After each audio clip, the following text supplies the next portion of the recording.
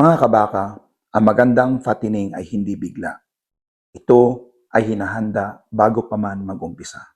Great art form where dreams take flight. Magandang araw po, ito po muli si Kabakang Arnel Corpus at welcome sa Baka Alaman. Sa Baka Alaman episode 36, sisilipin natin ang Australian Feedlot System na binibigyan diin sa Chapter 2 ng Philippine Cattle Feeding Handbook. Partikular kung bakit napakahalaga ng winner management sa kabuuang performance ng fattening. Sa Australia, hindi basta inilalagay sa feedlot ang mga guya. May malinaw na proseso, yard weaning at backgrounding. Karaniwang tumatagal ito ng hindi bababa sa 28 na araw at madalas ay umaabot ng 6 hanggang 8 linggo. Sa panahong ito, hindi pa target ang mabilis na pagpapataba.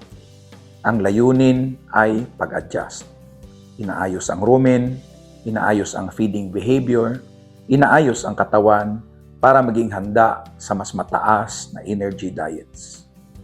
Pagkatapos nito, saka pa lamang unti-unting ipinapapasok ang starter rations na may raw feeds.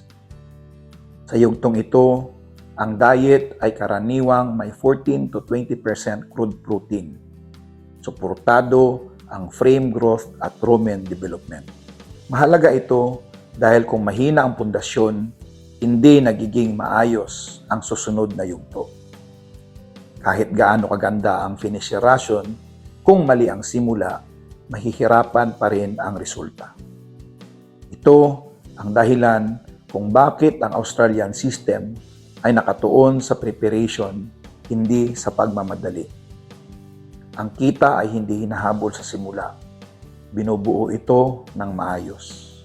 Ngunit ang tanong ngayon, paano natin iuugnay ang prinsipyong ito sa realidad ng Philippine feeding systems?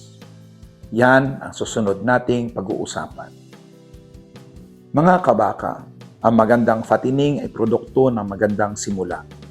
Kapag maayos ang pundasyon, ay nagiging madali ang bawat susunod na hakbang. Sa muli, ito po si Kabakang Arnel at ito ang Baka Alaman. Kaalamang mula sa karanasan, mula sa aking karanasan, para sa inyong kabuhayan. Marami pong salamat. Agricultural resilience, cultivating